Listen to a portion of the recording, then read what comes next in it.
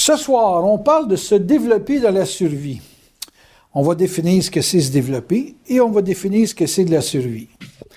Du développement, version Ménard, c'est une capacité d'améliorer sa vie. Simple de même. Et améliorer sa vie, ça veut dire trouver tous les moyens possibles pour éviter ce que les obstacles nous donnent qui pourraient nous placer en situation d'agressivité, de négativisme, de morosité, de sentiment que tout le monde ne t'aime pas, d'impression de rejet quasi constant. Donc, quand tu réussis à te défaire des démons qui te surgissent dans le cerveau pour te faire sentir que tu es trop sur la planète, ben, se développer, c'est toute la recherche d'un être pour éviter les trappes de l'autodestruction. Fait que vous dites, c'est quoi se développer? Ben, moi, quand je pense aider à développer quelqu'un, aider à se développer chez quelqu'un, mon seul et unique objectif, c'est de changer sa façon de penser pour qu'il ne regarde jamais la vie comme « je ne suis pas, les autres ne m'aiment pas, je ne serai jamais capable ». Tout ce qui donne un sentiment d'impuissance à l'être, là, tout ça, là, c'est ce qu'un être qui se développe s'attaque. Moi, je viens de m'acheter une guitare. C'est très facile quand je regarde mes mains et plutôt quand je les sens ou quand je m'accroche à l'escalier. C'est très facile pour moi de dire « je ne serai pas capable ». Très facile. Très, très facile. Puis quand je mets la guitare, puis j'ai déjà joué de la guitare là, quand j'étais jeune, quand j'avais les mains souples. Hein. Ceci dit, aujourd'hui, à 62 ans, franc, j'ai la sensation que je ne serai jamais capable. Mais si je me développe, donc si je me donne mentalement la sensation que c'est un test que j'ai à passer, là, je rentre dans un processus positif devant un obstacle gigantesque qui est mon corps humain. C'est mon corps qui ne voudra pas. C'est facile de regarder les vidéos et de dire le gars il joue bien puis il est en train de me le montrer. Mais tu sais, c'est parce qu'une fois que tu arrives à prendre la guitare puis jouer dessus puis t'arracher la corde au bout des doigts au bout d'une semaine, ça c'est un autre party, ça que je me souviens d'ailleurs. Hein? Mais ce qu'il faut comprendre, c'est que se développer, ça part du principe que tu es capable de toujours emmener un élément qui te fait avancer, donc qui devient nécessairement positif devant des obstacles. Parce qu'il n'y a pas de développement, s'il n'y a pas d'obstacle. Donc, conséquemment, il faut des obstacles pour se développer. Et on en a, toujours. Il y a toujours quelque chose qui vient casser dans la maison, ou qui ne marche pas dans tes relations amicales, ou qui ne marche pas dans le couple, ou qui ne marche pas dans le travail. Peu importe la façon dont l'obstacle va se présenter, il est là pour se présenter comme un obstacle. Moi, j'apprécie beaucoup le fait de dire aux gens, c'est pas un obstacle qui vous nuit, c'est un obstacle qui vous teste. Et les gens ont de la misère à prendre ça comme un test. Mais si vous n'êtes pas capable de voir votre vie comme vous êtes testé, bien vous allez nécessairement être négatif. Et puis là, vous allez être vraiment désagréable à vivre pour votre environnement. En plus que les gens vont vous mettre dans une zone de rejet quelconque, ils vont en plus vous donner l'impression que vous ne pourrez plus jamais avoir d'amis, que vous allez perdre votre job, que vous allez perdre votre couple, vous allez perdre n'importe quoi. Donc, c'est très important le langage dans le développement. C'est comme un programme que vous avez dans un computer, et puis à un moment donné, il ne suffit plus parce que les tâches sont de plus en plus exigeantes, puis ça demande un peu plus de vélocité. Donc, on s'entend à dire que s'il faut que la programmation de votre plan de vie, il faut qu'elle se modifie, bien, là où vous ne pouvez rien changer, parce que quand on parle de destin, on parle d'une fatalité. Donc, ce qu'on ne peut pas changer, c'est l'obstacle qui va se présenter. Par contre, il vous reste une marge de manœuvre. C'est comment vous allez la penser, votre obstacle. Comment vous allez regarder ce qui se présente à vous. C'est vrai qu'il y a des situations que ça ne se règle pas tout seul. Donc, vous êtes obligé de régler avec d'autres personnes. Mais des fois, le test est là justement pour vous obliger à faire des alliances. Moi, quand je regarde le travail que j'ai à faire pour la guitare, j'ai besoin d'un professeur. Si je regarde le travail qu'il y a à faire pour vendre un livre, exemple, ben, il me faut un distributeur. Il y a beaucoup de choses qui m'arrêtent dans la vie parce qu'il me manque des éléments d'association. Donc, dans le développement, vous ne pouvez pas tout faire tout seul. Et la personne qui a la prétention de dire « moi, j'ai pas besoin des autres », elle va avoir des obstacles insurmontables, donc elle va se sentir écrasée, diminuée, limitée, puis etc., etc. Donc, si vous dites « je suis testé », il faut que vous connaissiez tout de suite que vous avez un manque, une lacune qui doit être comblée. Et il y a des lacunes qui demandent à être parlées pour être identifiées, dans le sens que la lacune que vous avez, vous pouvez avoir du positive thinking, là, de la pensée positive, mais il demeure quand même que si vous avez une mauvaise identification de l'obstacle, vous allez perdre beaucoup, beaucoup d'énergie à faire des choses qui seraient plus faciles à vous dégager si quelqu'un vous disait « regarde comme ça » ou « regarde telle chose ». Moi, je regarde dans la guitare, il y a des gens qui m'ont juste présenté une façon qu'ils travaillaient. OK, c'est des professionnels, OK, c'est des gens, mais quand même, la façon qu'ils me le présentaient m'a enlevé l'impression d'impuissance. Tu sais, c'est beaucoup, là. Tu te dis, hey, je suis jamais capable. Puis là, au bout d'une heure d'avoir écouté plusieurs YouTube, là, plusieurs vidéos, tu te dis, ouais, sais-tu que si je prends mon temps, ça va être faisable. Si je prends mon temps, ça veut dire que tout seul, je suis obligé de regarder tout seul un certain temps, telle chose. Parce que c'est sûr que si quelqu'un dit, écoute, moi, je vais jouer la partie qui est difficile, puis toi, tu fais juste le rythme, là, j'avancerai pas. Fait qu'il n'y a plus de test, là. Mais c'est une façon de le régler pareil, tu sais. Mais ce qu'il faut quand même comprendre, c'est que l'individu qui est dans une situation de développement est nécessairement dans une situation où il va être accaparé pendant du temps, on ne sait pas combien de temps, mais pendant du temps, l'obstacle peut présenter un niveau de risque à son impuissance, qui peut l'amener à des situations qui peuvent être mortelles. Il y a du temps que des fois vous n'avez pas parce que les événements se bousculent, et puis il faut que vous ayez une sorte de capacité de vous tasser l'ego pour laisser des gens vous aider ou laisser des gens vous surprendre à vous forcer à faire quelque chose pour vous sortir du pétrin. Je pense à un gars qui était pris dans une coulée de lave, là, qu'on a dit qu'il s'en est sorti à la dernière minute. Il reste quand même qu'à un moment donné, il y en a que les autres ne s'en ont pas sortis, puis les autres ont besoin, ils ont un obstacle, il y a un test, mais il peut être fatal aussi. Donc, c'est bien important de comprendre que d'identifier les obstacles et d'avoir une approche qu'on qualifierait positive dans la mesure où vous êtes capable de voir ça comme un test et non pas comme un arrêt de vie. Là, à ce moment-là, vous avez des chances de pouvoir vous développer. J'applique beaucoup sur le fait que se développer, c'est la seule façon, je dirais carrément, de réussir sa vie. Et que même réussir dans la vie, ça demande d'avoir beaucoup d'intelligence pour travailler avec les capacités des autres. De travailler. Quand vous faites un emprunt en passant, vous empruntez de l'argent que les gens ont placé. Donc, vous allez à une banque, ils disent, on va vous prêter. Mais c'est pas le gérant de banque qui a ramassé cet argent-là. Là. C'est du monde qui dépose, qui veulent des intérêts. Et puis lui, il faut qu'il fasse plus d'intérêts que les intérêts qu'il paye, sinon la banque fermerait. Fait que s'il vous donne du 3%, il faut qu'il fasse au moins du 5 puis du 6 pour pouvoir faire vivre la banque. Donc, vous travaillez tout le temps avec l'énergie des autres pour vous développer. Puis vous autres, dans votre développement, vous aidez des gens à se développer. Fait qu'il y a comme une hiérarchie, là. Qui est-ce qui mange l'autre? Ou qui est-ce qui consomme une influence ou une impression que l'autre crée.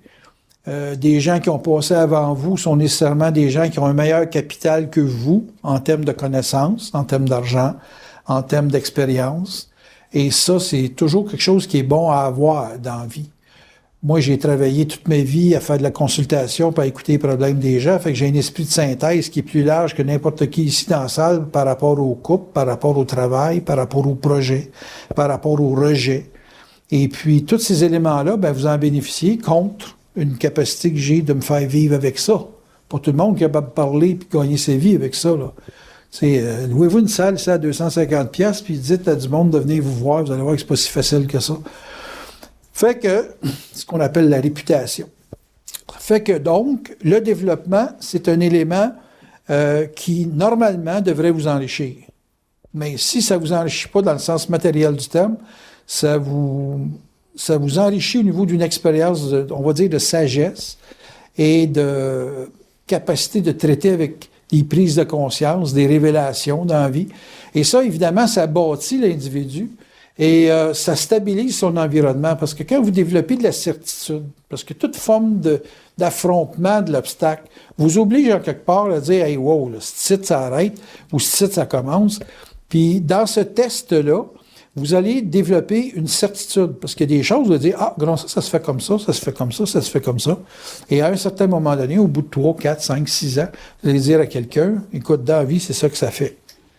Donc, ça veut dire que si vous avez une expérience qui a été vécue pendant X temps, vous avez fait des prises de conscience, vous pouvez peut-être perdre le talent, comme moi j'ai perdu le talent sur la guitare, mais je vais le retrouver parce que j'ai une attitude positive. Je vois ça comme un développement. Je vois pas ça comme je vais jouer à la Place des Arts l'année prochaine. Je sais pas si vous comprenez. Fait que si vous êtes capable de regarder l'obstacle comme étant quelque chose que vous devez vous en sortir, et dans lequel vous n'avez pas de chance d'échapper à cet obstacle-là, bien là, ça devient pour vous comme une raison de vivre. Tout obstacle doit être traité avec une protection de votre goût de vivre. Donc, pour protéger votre goût de vivre, il faut que vous ayez une raison de vivre. OK? Les gens qui s'empilent dans le négatif, ils se suicident.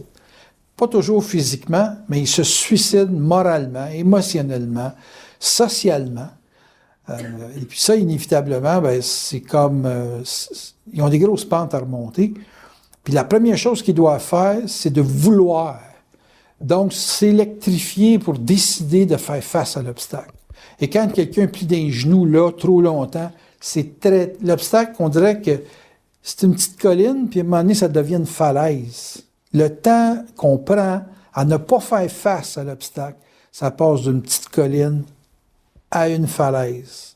Puis il y a des falaises, des fois, là, tu sais, je sais pas comment ils font les alpinistes, là, mais tu sais, ils montent quasiment de reculons, là. Ouais, c'est du surplomb, hein, c'est ça. Ils sont obligés de mettre des vis dans les rocs, puis ah ouais, donc, on y va. Merveilleux, fantastique. Et eux autres, ils ont réellement appris à vivre avec ce qu'on appelle l'obstacle. Mais il faut quand même que tu aies une attitude positive dans le sens de dire « je suis capable ». Et ça,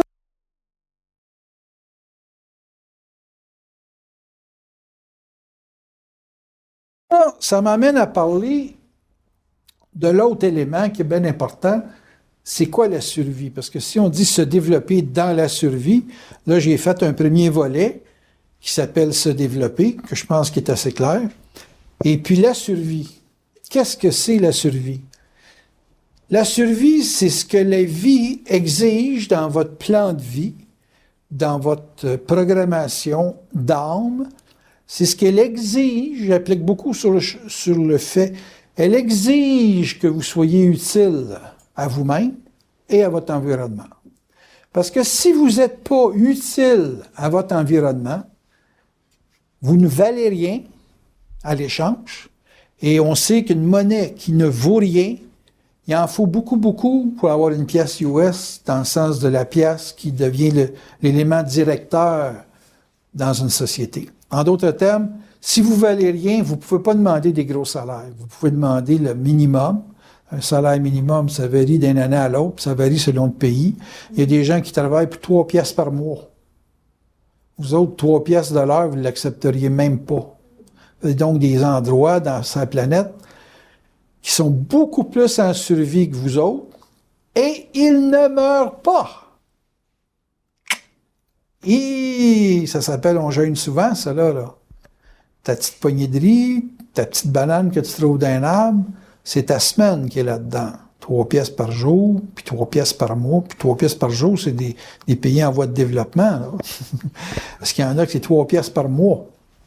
Puis ils font vivre une famille avec ça. Fait qu'il faut bien comprendre que la notion de survie est relationnelle. Quand vous dormez le soir, que vous dormez, vous n'êtes plus en survie. Parce que vous ne pensez plus à la survie. Donc, la survie, c'est un état d'âme et une pensée. Pensée qui est mesurée par la mémoire. Vous êtes en survie à cause de votre mémoire. Si à tous les matins, quand vous leviez, vous auriez une lobotomie garantie, là, tu sais, comme les Alzheimer, tu sais, genre, tu te souviens de rien, ni d'hier, ni d'avant-hier, ni de la semaine passée, ni de l'année passée. vous ne vivriez pas de survie. Vous auriez à vivre la surprise de tous les amnésiques, là, la surprise de voir que ça se passe comme ça. Puis vous diriez, on est obligé de faire ça, là, on est obligé de faire ci, je suis obligé de décider avec l'autre. Vous découvririez que votre mémoire est plus un obstacle que le futur. Vous avez donc une situation de survie qui est toujours relationnelle. À moins évidemment d'être malade, puis là c'est votre corps qui souffre. Puis votre corps qui souffre, il est toujours dans une position relationnelle, parce que si vous souffrez dans votre corps, ça veut dire qu'il y a quelqu'un, il faut qu'il s'en occupe. Fait que vous êtes autant en survie que si vous êtes en train de vous étouffer, que quelqu'un peut vous aider en vous donnant une bonne tape dans le dos pour que le morceau sorte. Le bacon, entre autres. C'est dangereux, un déjeuner. Là. Si la survie est relationnelle, ça veut dire que c'est la relationnelle qui peut vous sortir de la survie ou qui peut vous mettre en situation de survie. Comment on peut mettre quelqu'un en situation de survie? En le niant. Vous voulez sortir de la survie, là, le basic de la survie, éliminez dans votre vie tous ceux qui ne vous reconnaissent pas. Vous allez dire, ouais, c'est pas un chèque de paye, ça, là? Non. Le chèque de paye s'en vient après. C'est dur d'aller chercher un chèque de paye quand des gens que t'aimes te regardent comme si c'était du poisson pourri. Très dur. Très, très dur. C'est dur pour un enfant de se développer quand il n'est pas regardé par ses parents. Qu'à chaque fois qu'il fait un bon coup, son père dit, ouais, tu pourrais faire mieux que ça. C'est dur. Ça met l'enfant en survie, ça. Tu peux détruire un être à ne pas le regarder. Tu peux détruire un être à ne pas l'écouter. 90% de mon travail que j'ai fait pendant 40 ans, c'est d'écouter les autres. Pas de parler par-dessus eux autres. D'écouter les autres. Qu'est-ce qu'ils écoutent quand j'y parle? Faut que tu l'écoutes pour savoir ce qu'il t'écoute. Il t'écoute, OK? Mais il faut que tu écoutes ce qu'il écoute. Il entend quoi quand tu y parles? Pourquoi tu crierais après? Moi, je crie après quelqu'un parce que je sais qu'il est à la veille de débloquer. Mais jamais je crie après quelqu'un que je sais qu'il est bloqué puis que même si j'en rajoute, il va rester bloqué. Faut que tu écoutes. Comment tu peux chialer, critiquer quelqu'un quand tu ne l'écoutes pas? Hein? Les parents, là, que c'est juste mettre leurs idées dans la tête de l'enfant, là, parce qu'on dirait qu'ils prennent a priori que l'enfant, c'est un imbécile. Comment tu veux qu'il se développe, cet enfant-là? Moi, j'ai éduqué mon gars à le regarder faire ce qu'il aimait. C'est ça que t'aimes? OK. Dis-moi comment ça coûte, on va y aller. Je l'ai poussé toute ma vie à faire ce qu'il aimait faire. Je l'ai écouté dans ses réactions physiques. La survie, c'est bien lié au relationnel. C'est bien lié au relationnel. Quand tu as de l'aide, quand tu as de la chance, à un moment donné dans ta vie, d'avoir une confiance, moi, où j'ai le plus haï mon père, c'est de ne pas m'avoir fait confiance avant que je fasse les choses. Il me faisait confiance après que j'aie fait les choses. Lui, moi, j'étais un bon astrologue pour lui parce que je faisais 60 000 piastres de salaire. C'est pas là, fallait que tu me back, bonhomme, là. C'était de dire, puis où t'en es rendu avec tes affaires, là, tu sais, quand j'avais 17, 18, 19 ans. Non. Lui, tu réussiras pas dans la vie à faire ça. Mais là, quand je suis arrivé, j'ai cassé les reins parce que là, j'étais capable de lui montrer mes rapports d'impôts. Là, il a dit, ouais, t'es bon. Franchement, là, t'es le meilleur vendeur dans la maison, toi, là. Fait que tu vends rien, puis t'es payé pour. T'es au bout, faut le faire. Tu sais, le gars, il part, il n'y a rien. Absolument rien. C'est là que j'ai dit, moi, il donnait au moins une cassette, c'est ce que j'ai dit. Chris, tu ne te souviendras plus de rien. Fait que tout ça pour vous dire que, en travaillant mon relationnel, puis avec de la confiance, si la personne travaille son relationnel, puis qu'elle a tout le monde a du talent dans quelque chose, puis que ce talent-là, il est appuyé, hey, il fait des miracles. Il vous faut ça. Sinon, vous êtes en situation de survie. Puis la survie, ça s'attaque à bien des éléments, là. En premier, c'est l'affectif. Tu sais, le jeune, quand je l'ai aidé, moi, là, jeune, là, son père et sa mère se divorcent, mais le père, il reste au bat. La mère continue de vivre sa vie. Lui, il voit que le père, il continue de parler à sa mère. Donc, c'est pas si grave que ça. Ils vont-tu revenir? J'ai dit, regarde ça dans le temps, mon grand, on verra. Là. Pour l'instant, j'ai pas bien le goût. Fait que, au niveau affectif, il était padé. Vous comprenez? Maman n'est pas là, mais papa est là tout le temps. Puis quand papa n'est pas là, il trouve tout le temps le moyen que je sois occupé avec quelqu'un. Il n'est pas tout seul. Fait que si vous avez l'affectif qui est débalancé, jeune, vous êtes en situation de survie. Vous ne ferez jamais assez d'argent pour vous rebalancer. Il vous faut plus que de l'argent. Puis il y a évidemment la finance. Mais regardez, affectif, hein? Tu sais, c'est affectif, c'est relationnel en passant, là. On vous aime. C'est ça que vous cherchez. On vous aime, vous voulez être aimé. Puis l'autre, c'est l'argent. Et l'argent, essaye donc de faire de l'argent, toi, là, à part d'en imprimer, là. C'est encore, il faut que tu ailles la chercher, l'argent. Il faut que tu fasses quelque chose pour quelqu'un pour qu'il te donne une paye. Fait que c'est encore relationnel. Là, vous dites, qu'est-ce qui reste? Le mental. Comment tu lis la vie? Tu sais, si tu as une base qui est négative, tu tombes malade là-dedans. Là. C'est une base mentale qui est puis tu as une démarche physique, puis tu as... Tu sais, moi, j'avais des profs qui me disaient « Hey, Ménard, là, tiens-toi droite. » Tiens-toi droite. Je peux être plus droite que ça? Pas pire, 62 ans, j'ai pas l'air de même. Tu sais, droite. Le gars, là, quand ça a bien été avec sa blonde, on s'entend qu'il est droite. Il est droite de partout, tu sais. Puis la fille, elle marche, tu sais, puis je te dis que ça se promène, elle tasse à dos, à droite, ah oui, donc. Mental. Pas les hormones, là, le mental. Les hormones, ça vient après le mental. De toute façon, tu as du fun au lit à cause du mental. Tu oublies tout d'un coup. Ça va bien, là, dans ce temps-là. Pourquoi les gens se packent un petit peu? Pourquoi? Pour avoir le mental. On relâche. Ah, je sais. À la guitare, on va boire un coup avant. On va être plus lousse sur le manche. Yeah. On se détend, même quand je fais ça, je me sens des crampes dans le dos. Là. Bon, ben, le mental, l'argent et l'affectif, tu règles ça, tu règles la survie. Pourquoi? Parce que avec le mental, tu comprends ceux qui peuvent te rejeter. Avec l'affectif, tu peux donner confiance à quelqu'un, parce que la confiance, c'est pas des idées en passant. Hein? Tu donnes pas confiance à donner... tu donnes 500$ à quelqu'un, ça ne lui donne pas de la confiance, ça. C'est de la présence. L'affectif, là, tu reçois de la présence. Là, moi, quand je suis en consultation, j'essaie d'être le plus présent possible à la personne pour que quand elle raconte son affaire, ça soit important. Hein? Quand c'est grave, là, on en met de l'accent sur la gravité. Ah oui, on t'aime pas à l'école, Chris, on va y aller. Viens-t'en. Ah ben non, pas pour faire ça, hey, je vais me faire sortir. On va te faire sortir. Il faut que ça sorte, le problème. Si toi, tu ne sors pas, il faut que ça sorte de ta tête. Qu'est-ce que tu veux, là? Qu'on y aille, qu'il te sorte, ou que tu sortes ça de ta tête? Qu'est-ce qui est le plus facile?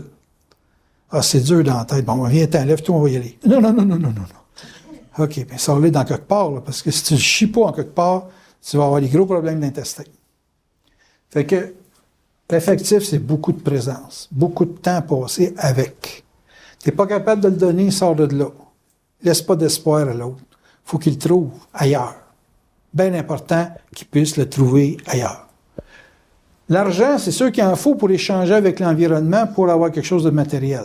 Parce que l'affectif, ça va toucher ton corps, ça va toucher surtout ton plexus, ça va te mettre dans une ambiance. Et l'argent, c'est ce qui va te permettre d'acheter une auto, qui va t'acheter une maison, un loyer, peu importe, et puis tu vas pouvoir te véhiculer. Donc, l'argent est aussi important que l'affectif. Il n'est pas plus, mais il est aussi important que l'affectif. Ce qui est le plus important que l'affectif et l'argent, c'est le mental. Parce qu'avec le mental, c'est là que tu gardes ta cohérence. Si tu tombes dans un chaos au niveau mental, tu aurais beau avoir de l'affectif à la tonne, de l'argent. Mettons, tu prends ma main qui était Alzheimer, elle avait de l'argent en masse, elle avait de l'affectif. Fuck, il n'y a jamais tant eu de monde pour s'occuper d'elle que quand elle était à l'hôpital. Mais il manquait la cohérence mentale. Okay, tout ça.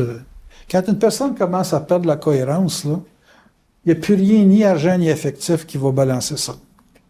Ça ici, c'est la recette ultime pour se sortir de la survie, c'est d'être cohérent au niveau mental.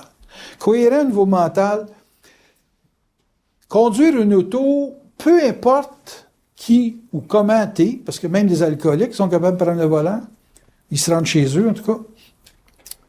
Tant que tu es capable d'être cohérent, tu es capable de conduire les choses. Conduire ta vie. Peut-être pas conduire les autres, mais tu es capable de conduire. Fait que tu es placé dans un mouvement qui qui te demande une concentration minimum pour pouvoir que la chose se fasse, on va dire, adéquatement. Je ne peux pas dire parfaitement, mais adéquatement. Donc, tu es malade, on dit tu vas retourner chez vous dans 2 jours, puis c'est une grosse opération, tu dis comment je vais faire tout seul. Il faut à ce moment-là que ton mental soit capable de s'organiser, de demander de l'aide ou de faire quoi que ce soit qui va permettre à ce que l'argent que tu as ou l'effectif que tu disposes puisse réellement s'imbriquer dans ton organisation, ta cohérence mentale. Tu perds ta cohérence, tu es fait à l'os. Là, c'est le chaos, puis le chaos, puis le chaos. Là, tu vas commencer à déranger tout le monde, donc tout le monde ne voudra plus t'aider. Puis, à un moment donné, tu vas brûler toutes tes ressources financières, puis ça va être le fuck bordel. Garantie, argent jamais remis. Donc, si vous êtes en situation de survie, dites-vous bien que c'est en quelque part une zone de dépendance aux structures qui vous entourent. La survie, ça commence là. Quand quelqu'un cherche à se faire prendre en charge par les structures à l'extrême, les structures vont toujours te traiter comme un esclave, tout le temps, tout le temps, tout le temps. Parce qu'on n'est pas dans une société où on aime s'il n'y a pas d'échange. Oubliez jamais ça. Je suis utile pour vous autres, il y a du monde ici. Je ne suis pas utile pour des milliers de personnes. Ils ne sont pas ici. Donc, il y a un problème d'organisation mentale. Comprenez-vous? C'est suffisant, mais ça ne déborde pas. Donc, ça me tient en survie. Et souvent, la survie s'impose dans votre vie pour que vous ayez un développement dans le mental. Parce que là, tout le monde sait qu'il y a des forces divines qui vous demandent de deviner ce qui s'en vient. OK? Et puis, ces forces-là veulent que vous ayez confiance dans votre futur. Et si vous n'avez plus de futur dans cette vie-ci, que vous ayez confiance dans votre future vie postérieure. Ça dit plein de cul. Fait que, une vie postérieure, pas une vie antérieure, elle est déjà passée, celle-là. Mais c'est pour ça qu'on dit on a une vie intérieure, puis on a une vie postérieure. Il faut que votre mental, toujours, réussisse à faire sonner les cloches à la bonne place pour vous dire, ben écoute, c'est pas grave, tu vas mourir, mais il y a une autre vie qui s'en vient, ça va être mieux. Mieux. En autant que vous m'éliminiez ça. Laisse faire, c'est nous autres qui mettent. Ah, là, c'est pas drôle d'abord. Donc, votre mental, il faut qu'il soit suffisamment structuré dans cette vie-ci pour être capable de faire face à l'ultime chaos pour l'ego, qui est la mort. Fait que si, dans votre vie, vous avez été capable d'affronter la mort sur des terrains dangereux, je pense à Gilles, l'exemple qui grimpe dans les arbres, ça paraît pas, mais 150 pieds dans les arbres, t'es pas assis sur les bols de toilette. Là, il se dit que ça demande une concentration, ça ne demande pas un relâchement. Okay. Fait que, à moins qu'un gars veuille vraiment s'étendre au bout d'une corde, et ça risque d'être souffrant, ben, il faut qu'il y ait le mental structuré. Fait que c'est sûr que plus une personne prend des risques dans la vie, plus son mental, il faut qu'il soit cohérent. Et je vous dirais que dans la vie, quand vous prenez des risques qui sont dangereux pour votre vie, on parle de conduire une auto sur la glace, faire face à de la brume ou faire face à toutes sortes de situations qui sont réellement dangereuses, ça demande de travailler une cohérence. C'est comme un muscle, la cohérence. Ah, quand on fait ça, ça fait ça. Puis quand on fait pas ça, ça donne ça. Puis tu sais, il y a tout un rapport de comparaison d'un événement à un autre. Et puis le mental, ben, il se développe dans la subtilité. Il y a des choses qui sont évidentes. Style, tu passes une scie, c'est un arbre, l'arbre tombe. Mais il y a des choses qui peuvent devenir aussi subtiles qu'aujourd'hui, tu es mieux de ne pas couper l'arbre parce que tu vas te blesser. Oui, mais j'en ai coupé 250 depuis un mois. Pourquoi qu'aujourd'hui, spécifiquement, je suis en danger? Il y a quelque chose. Tu t'es chicané avec ta blonde, tu as reçu un chèque de l'impôt, puis c'était pas le bon montant, tout ça. Là, puis j'ai perdu le goût, j'avais le goût de rester couché le matin. Puis, tout ça, ça devient des éléments d'influence mentale qui sont subtils. Et c'est là-dedans que l'individu perfectionne son développement et se sort de la survie. Parce que la survie, ultimement, c'est tout géré par vos rêves. Imaginez. Comment tu rêves ta nuit, c'est comment va se passer ta journée. Donc, si tout se programme sur des plans subtils, avant de s'exposer dans une forme matérielle, il faut s'entendre que là, c'est réellement avoir le mental qui est extrêmement perspicace à toutes sortes de zones d'influence qu'on appelle, dans notre langage, des vibrations. C'est une vibration qui conditionne votre vie. Vous rentrez dans un endroit, vous êtes bien, vous allez dans un autre, puis si vous êtes toujours la même personne que vous étiez il y a 3/4 d'heure, 1 heure, et là, non, vous avez un malaise. Je sais pas, je me sens pas bien ici, qu'est-ce qui se passe donc? Puis vous savez pas qu'il va y avoir un meurtre dans 15 minutes, là. C'est pas vous la victime, mais tu sais, c'est traumatisant pareil. Bon, là, je pousse fort parce que c'est pas des affaires qui arrivent assez fréquemment, mais il reste quand même que c'est la vibration qui conditionne vos vies, qui vous dirige dans vos achats, puis qui vous dirige dans vos pertes, puis qui vous dirige aussi dans vos relations, dans tout le relationnel que vous avez, toutes les relations avec les gens que vous avez. Et ça, cette vibration-là, c'est l'ultime défi du mental et demande nécessairement que l'argent supporte ce développement-là et que l'affectif supporte ce développement-là. Fait qu'une personne qui sait comment traiter avec sa vie affective et avec la structure nécessaire qu'il faut qu'il ait pour se donner une finance et une vie matérielle balancée, ben, son mental, généralement, l'a guidé, l'a permis d'avoir une lecture, puis on va dire ça de même, là, une volonté d'action qui le garde en équilibre.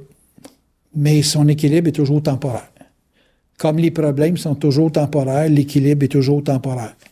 Fait que vous avez il y a des moments où il pleut, il y a des moments où il fait soleil, puis quand il a fait soleil, ben, il ne fera pas soleil indéfiniment, il va pleuvoir, il va neiger, puis il va faire beau.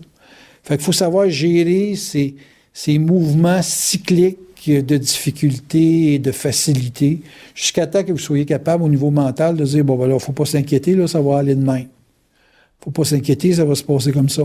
Puis quelqu'un qui ne réussit pas à développer son mental pour pouvoir être capable de jouer avec les mouvements cycliques de la vie, c'est un être qui est en état de survie permanent, parce qu'il ne voit pas. La recette dans la vie pour ne pas souffrir d'une difficulté, d'un obstacle, c'est de voir. Bien plus dur de conduire dans la brume que de conduire en plein soleil en été. Encore là, si tu as le soleil d'en face, c'est pas évident. Mais ce que je veux faire comprendre essentiellement, c'est qu'une vision claire, c'est toujours un avantage. Tandis que la personne que c'est brumeux, ça veut dire pour moi du doute, quelqu'un qui est dans le doute, qui s'affirme tout le temps avec un peut-être, qui n'a jamais rien de garanti quand elle donne sa parole, c'est évident que cette personne-là, elle se place à être en situation de crise.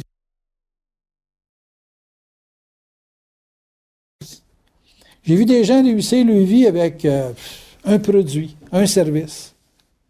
Ils ont réussi leur vie à faire des choses qu'ils étaient sûrs de faire. Juste d'être sûrs. Ils n'étaient pas sûrs dans d'autres affaires, mais dans d'autres affaires, ils le faisaient faire. Ils disaient, moi non, moi je suis professionnel là-dedans, moi je suis bon dans les planchers. Donc, une personne, disons, qui sait faire quelque chose et qui le fait correctement, puis qui développe une expertise dedans, et qui se dit, moi, je ne veux pas toucher à d'autres choses parce que l'expertise de l'autre, c'est ce qui me garantit que ça va être bien fait. Bien, s'il est un expert, il a tendance à chercher des experts. Puis s'il veut se développer, bien, il ne pense pas qu'il va être un expert en commençant. Il sait le temps que ça prend d'être un expert, fait il va regarder dans son expertise ce qui est échangeable, puis dans son apprentissage, ce qu'il ne peut pas échanger ou il ne peut pas donner une valeur parce qu'il ne consacre pas sa vie à ça. Donc, la gestion dans le mental de l'argent, la gestion dans le mental de l'affectif, tu sais, l'affectif, c'est pas ça qui peut gérer le mental. Tu sais, tu peux pas y aller sur un coup de cœur tout le temps, ça va te planter d'aplomb. Fait que le mental donne une capacité de lire. Et la lecture doit passer avant l'affectif. Exemple. Quand je disais tout à l'heure, personne qui parle bien, indépendamment de l'affaire de la conscience, puis les forces me parlent, puis ces choses-là, personne qui parle bien, c'est une personne qui a d'abord écouté. Avant tout, elle a écouté. Sinon, elle va développer un muscle de parler, puis elle va répéter des choses qu'elle a entendues, sans savoir si c'est à point avec les personnes qui l'écoutent. Fait qu'une personne qui ne sait pas écouter, ne sait pas parler, mais peut parler bien. J'ai des gens, moi j'ai écouté des avocats, ça parle bien, mais ça n'écoute pas. c'est le pire des avocats. Il va te mettre dans la dèche, là, c'est hallucinant.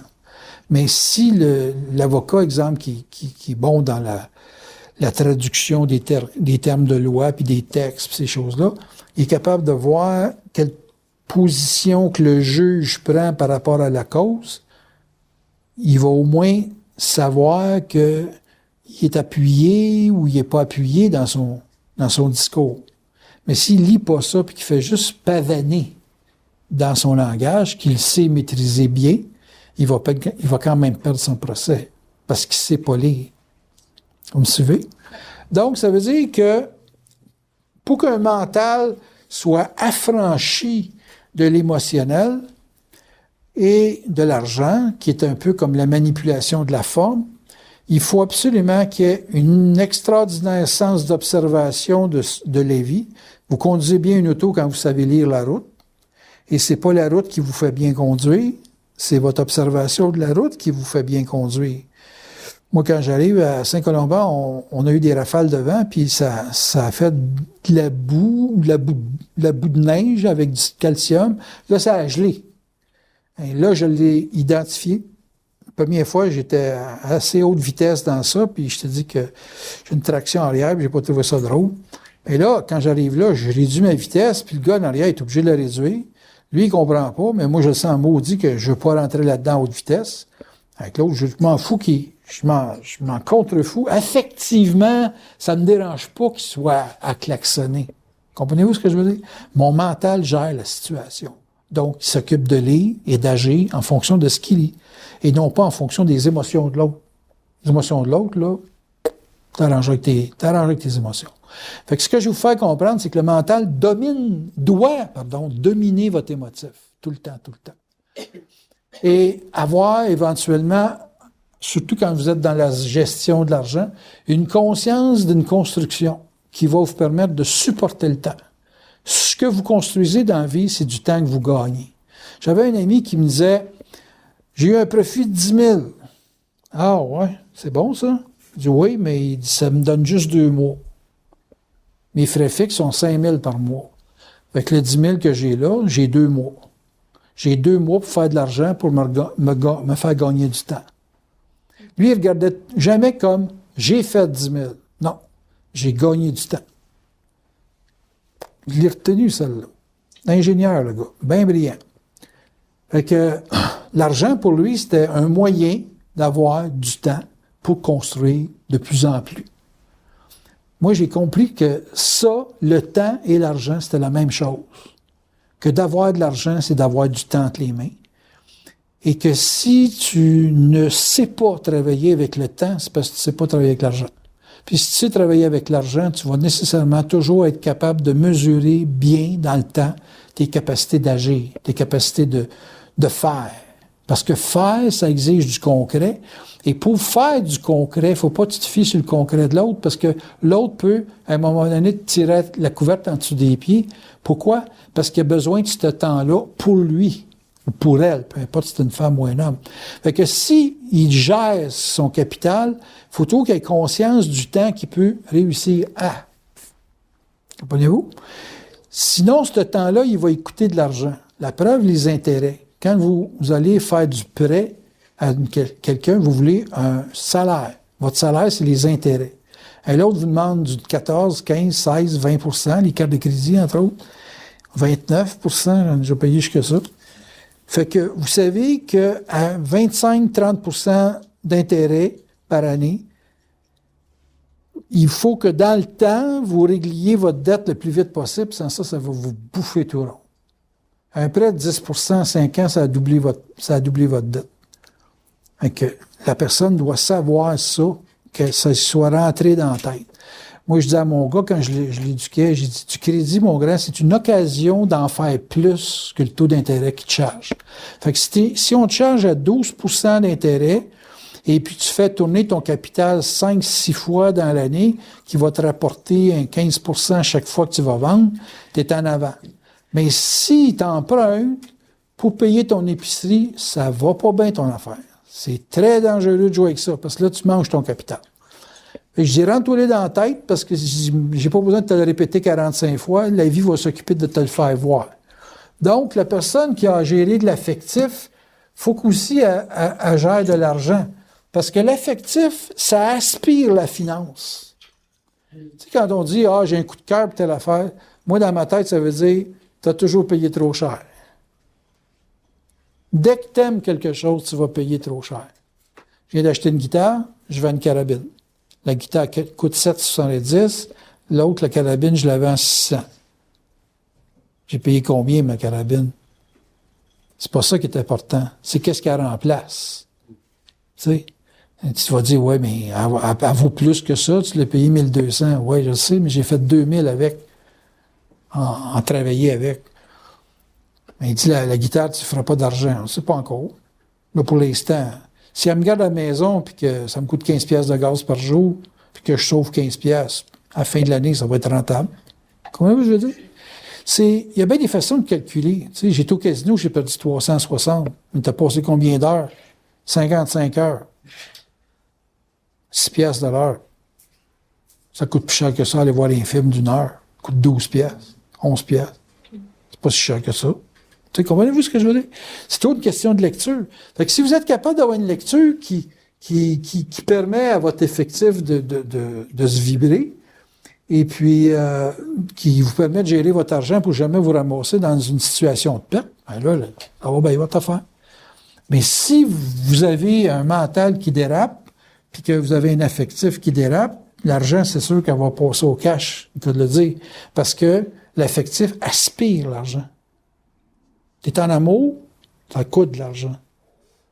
On va-tu en vacances? À deux, c'est toujours plus cher. Bizarre, ça coûte 2 fois plus cher.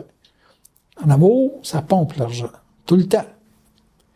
Là, tu dis, ouais, mais c'est un placement, là. On va bâtir avec ça. Non. Tu vas bâtir avec ton mental. Tu ne bâtiras pas avec ton affectif. Ton affectif, c'est les vacances. Ton mental, c'est ta construction. Si t'es pas mental dans un rapport de couple, t'es fait, hein? Parce qu'en quelque part, tu vas t'être vidé de ton cash, puis tu vas t'être tanné de l'autre. Parce que tu vas dire à l'autre, ouais, ben, tout ce que tu veux, c'est du fun, mais on bâtit rien ensemble. Comprenez-vous, je veux dire?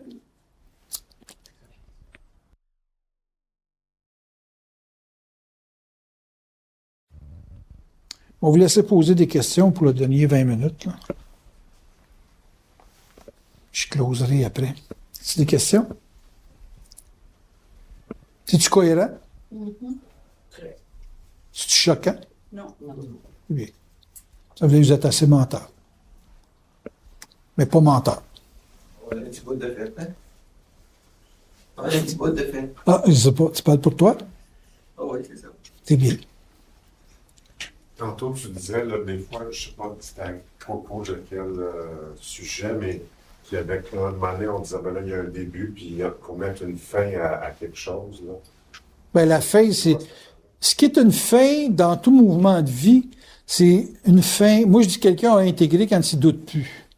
Quand tu ne doutes plus de ce que tu fais. Moi, je ne doute pas d'être un professionnel de la parole. Je ne doute pas. Je ne suis pas un professionnel du jeu de guitare, je ne suis pas un professionnel en musique, mais dans la parole, je suis un professionnel. Je ne doute pas. Il n'y a personne qui peut me remettre en doute. Parce que je sais traiter avec la vérité et la réalité, puis sachant jouer avec ces deux mondes-là, parce qu'il y a beaucoup de gens qui sont verboses avec de la vérité, mais quand ils tombent dans la réalité, ils n'ont tellement pas d'écoute que tout ce qu'ils peuvent avoir comme du blabla, là, le seul blabla qu'ils ont, c'est la vérité. Fait qu'ils vont raconter, ils vont répéter de l'information. Tandis que quand tu es professionnel de la parole, tu es réel. Tu as le sens que tu parles au niveau de la personne qui t'écoute. Non, mais tu sais, c'est où la fin? Bien, c'est la fin, c'est dans n'importe quelle expérience, tu as de la certitude. On peut dire que ta conduite, il y a... dépendant du véhicule que tu as entre les mains, c'est comme l'exemple en s'achetant un 350Z, c'est bien évident qu'elle recommence un peu. Elle sait conduire. Mais là, tu as une bombe entre les mains. Là, tu sais, c'est dangereux pour l'étiquette. Fait que ça fait que tu retombes un petit peu comme, pas à zéro, mais tu reviens un petit peu comme en arrière parce que là, faut que tu apprennes à conduire d'une autre façon, à rétablir ton équilibre dans ta perception visuelle du chemin. Tu sais.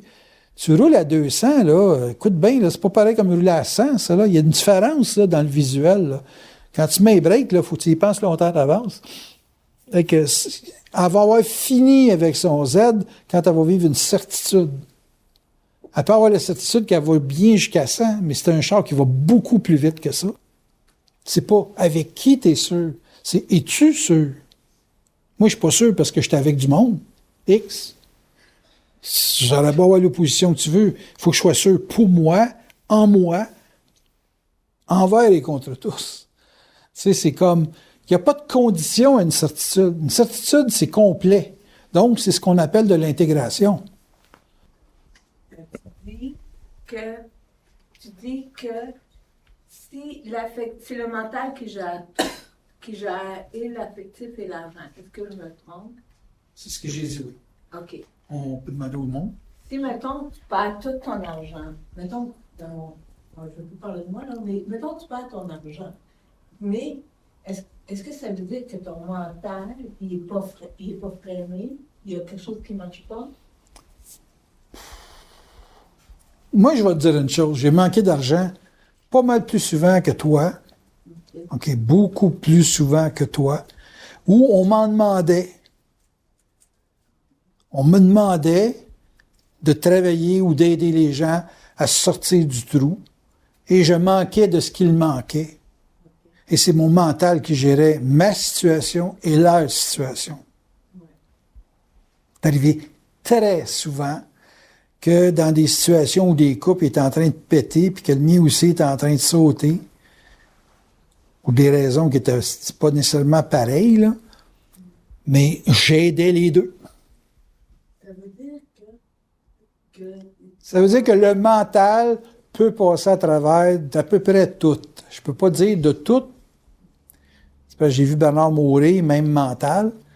Mais c'est impressionnant de voir un gars faire une conférence avec le cancer de l'intestin jusqu'au bout. Jusqu'à une semaine avant de mourir, là, on s'entend que c'est assez impressionnant. Il fallait vraiment qu'il soit mental pour gérer de la souffrance comme ça. Okay. Ça donne-tu une réponse à ta question? Parce que toi, tu essaies toujours de faire mettre l'affectif comme plus important que tout au monde. Mais je vais t'avoir à l'usure, ma grande. C'est comme c'est correct. Pardon? C'est correct, je comprends que c'est le mental qui gère. Ben, essaie de le voir, peu importe l'affection que tu le vois. Si ton mental, si tu perds ta cohérence dans ton mental, il n'y a plus rien qui fonctionne. C'est ça, mon raison. Oui. Puis l'affectif, ça peut être dans un bordel d'enfer. Puis, si ton mental est à flot, il n'y a pas de trouble. C'est bon. Hey, L'argent vient après. l'argent, l'affectif, je mets ça sur le même pied. Ah oui? Ouais. Ça, j'ai trouvé ça intéressant que tu dises ça. Que l'argent et l'affectif, ça allait ensemble. C'est parce que l'affectif absorbe l'argent. Plus une personne est émotive, plus elle consomme de la matière.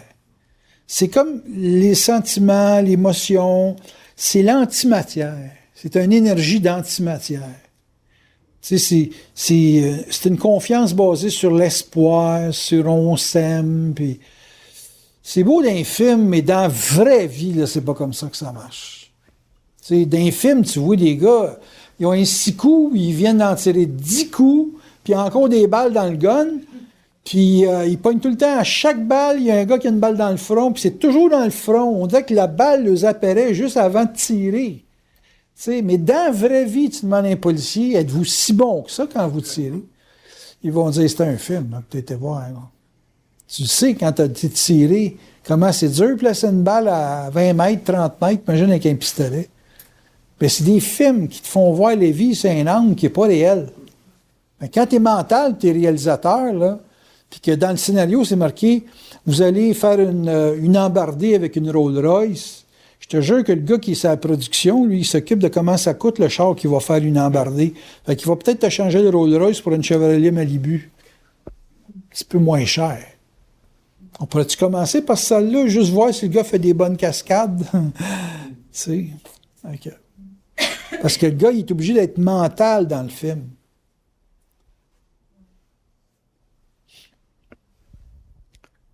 Autre question? Encore du temps. Gênez-vous pas, hein? Ayez confiance. Affrontez votre survie à plein mort. Puis ça veut dire que plus une personne est intelligente, plus qu'elle fait de l'argent. C'est l'autre version, argent affectif, argent mental. Ça, tu peux... Le pauvre est plus émotif. OK. OK? Puis il a été perturbé, jeune, ou n'importe quoi. Puis l'autre, il est axé sur le profit. Donc, il ne regarde pas ça d'une façon sentimentale, la finance. Fait que les gens qui regardent ça sur une base émotionnelle sont toujours en demande. C'est de l'antimatière, l'émotion. Puis celui qui gère la finance, ben, il faut toujours qu'il garde un équilibre. Fait qu'il est obligé de traiter ça bien froidement, bien mentalement. S'il fait pas ça, non seulement il va se déséquilibrer avec celui qui est déséquilibré, mais c'est parce qu'il va enchaîner d'autres gens. Tu sais, c'est comme un gars qui prend de la drogue, il emprunte, vous dites, c'est un bon gars, il était avocat. Puis là, à un moment donné, on se rend compte qu'il y a un problème, là, que c'est incurable. Là. Si on continue de l'aider, il va t'entraîner dans un chaos épouvantable. Ben là, tu es obligé de couper vivre. Puis là, ben là, il capote. Puis, tu sais, il rentre dans un chaos mental, il a perdu son équilibre. Mais c'est parce qu'il y a des gens, à un moment donné, tu ne peux plus les aider. Pas possible. La révolte, Daniel, c'est-tu... dans le temps, on parlait de ça, un peu, où le monde disait choqué, ou ben... C'est assez... Oui, ben c'est parce que révolter, ça ne change pas nécessairement quelque chose. Il faut que tu aies un plan. Se révolter sans plan, ça devient affectif. Ça devient l'aspect, on s'aime plus, là, on va se détruire, tu sais. Fait que ça tombe dans le jus de la vengeance, des règlements de compte avec ceux qui sont plus forts que toi, puis toutes ces choses-là. Mais moi, je vois pas rien sur la planète qui puisse accoter le mental, dans le sens que je l'explique, qui n'est pas une intelligence intellectuelle, qui est un senti organisé, qui te garde cohérent, qui se sert de l'intellect. Mais l'intellect, c'est le versant le plus, on va dire, le plus rigide de l'émotion. Moi, l'intellect, je le mets dans le secteur émotionnel parce que il y a une réactivité dans l'intellect qui est émotive, qui est affective. Tandis que le mental que moi je parle, c'est de la sensibilité, c'est-à-dire une capacité de perception, un peu comme une chauve-souris qui envoie un onde, puis qui est capable de capter l'onde qui revient. Ça demande une maudite sensibilité, pogner un cri de chauve-souris qui rebondit sur la forme, puis d'être capable de l'interpréter pour dire « Oups, il y a un arbre dans ce coin-là ». Tu sais? Donc, un être que moi je qualifie de mental, c'est un être qui n'est pas affectif, mais qui est très sensible, qui voit plus clair, plus ajusté, plus précis que l'autre qui est affectif. Parce que l'autre, il est brouillé, il est dans une confusion, puis il est sur le bord de la rébellion, il établit toutes sortes de conditions, puis de chantage avec son environnement à cause de son affectivité. Il a tellement peur de l'avenir, il a tellement peur de perdre ses moyens, qu'il impose aux gens de le soutenir, puis de l'équilibrer. Moi, me suicider si vous le faites pas. Tu n'as pas ça avec un être mental. L'être mental, s'il sent que la mort va venir, il est capable de dealer avec. Point final. Il n'y a pas de rébellion, c'est-à-dire, il n'y a pas de rage ou de rébellion dans le sens émotionnel du terme. Il ne prend pas les autres comme étant autre chose qu'un obstacle dans leur vie. Là. Moi, je ne regarde pas les gens comme étant la faute de qu'est-ce que je suis. Je regarde comme qu'est-ce que je fais pour m'organiser pour pouvoir vivre ça différemment si telle chose sortit. Tu sais, j'ai une de mes amies qui m'a laissé là, 30 ans, tabarnak. Elle m'a pas donné d'explication, rien. Ça s'appelle, t'en as pas assez fait pour moi pour que je te donne le droit de t'expliquer pourquoi je me retire. Hey, je te dis que j'en ai-tu de la haine, tu penses? Mais pas contre la personne, contre tout ce qui a manipulé son mental pour en arriver là. C'est la manipulation globale que je trouve aberrant, qu'elle soit faite aspirer là-dedans. C'est hallucinant. Il faut faire attention de la révolte, de la manipulation qui se vit. Là, mais quand c'est affectif, c'est toujours dirigé vers une personne. Oui, mais il y en a du monde qui c'est une révolte par rapport aux forces, mais c'est pas par rapport aux forces, c'est par rapport à la manipulation. C'est toujours par rapport à un événement manipulé par les forces. Mais il faut que tu regardes ça comme un message. Moi, peu importe l'individu, c'est toujours un messager. Il n'est pas propriétaire du message. Il est un véhicule d'un message. Bernard, ça a été un véhicule d'un message. C'est pas le gars qui est important, c'est le message. Il y a des gens qui donnent trop d'importance au personnage, mais qui oublient tous les jeux d'application de ce que sont le contenu du message. Ils vont manquer leur vie, ils vont faire une religion au pire, ils vont faire une religion ou ils se font une religion. Mais moi, j'ai bien aimé le gars, mais j'ai bien plus apprécié de travailler avec le message. Beaucoup plus. Ça a amélioré toute l'astrologie que je faisais, ça a amélioré ma lecture de la vie, c'est hallucinant. Le gars, je l'aime bien. Mais c'est pas lui qui est important, c'est le message. Comme moi, quand je vais crever, c'est pas moi qui parle CCD qui est important. C'est d'expliquer le développement, d'expliquer la survie comme je le fais à soir. C'est ça qui est important. Mais Ménard, il est juste le facteur, là. T'sais, il est le gars qui livre la lettre. C'est pas moi qui l'ai faite, la lettre, là. Je fais juste l'amener à quelqu'un pour qu'elle lise, c'est tout. Puis c'est pareil pour n'importe qui ici, là. C'est jamais important plus que le message que vous livrez. Quand tu retiens une tune des Rolling Stones, c'est-tu les Rolling Stones ou c'est comment est-ce qu'ils jouaient leur musique? C'est comme demander, tu sais pas son nom, mais tu es capable d'entendre la musique, puis tu dis, ah, c'est comme ça. C'est qui ça qui joue ça? C'est pas Mike, comment il s'appelle? Je me souviens, puis Keith Richards, Mike Jagger. Tu connais pas Mike Jagger, mais tu écoutes la musique. Tu sais, il a simplement chanté quelque chose, c'est tout. Mais c'est pas lui qui est propriétaire du message. Il est simplement le véhicule, c'est tout.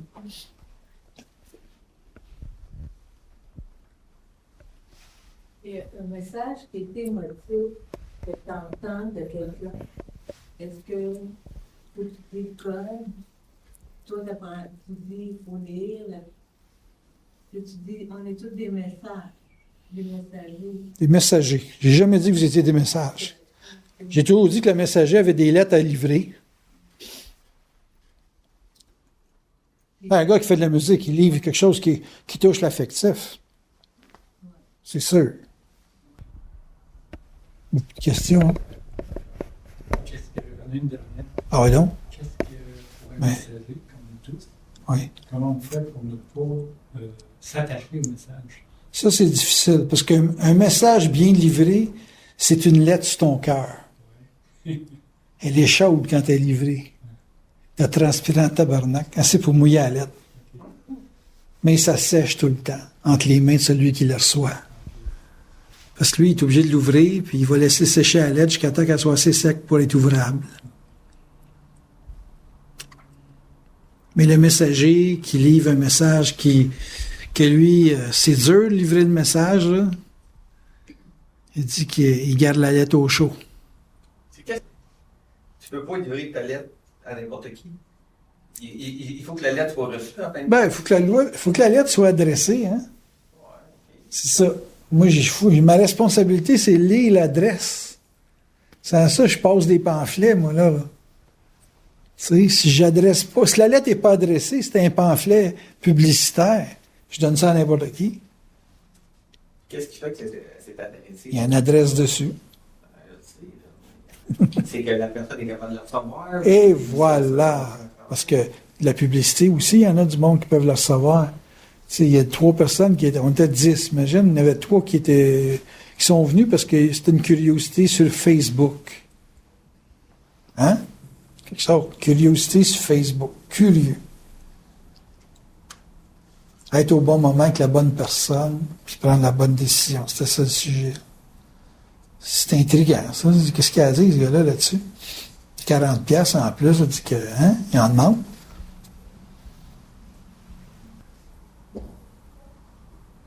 C'est ça de la certitude. C'est de l'organisation. Tant que tu sais que tu es capable de t'organiser, pas de trop. 1h14.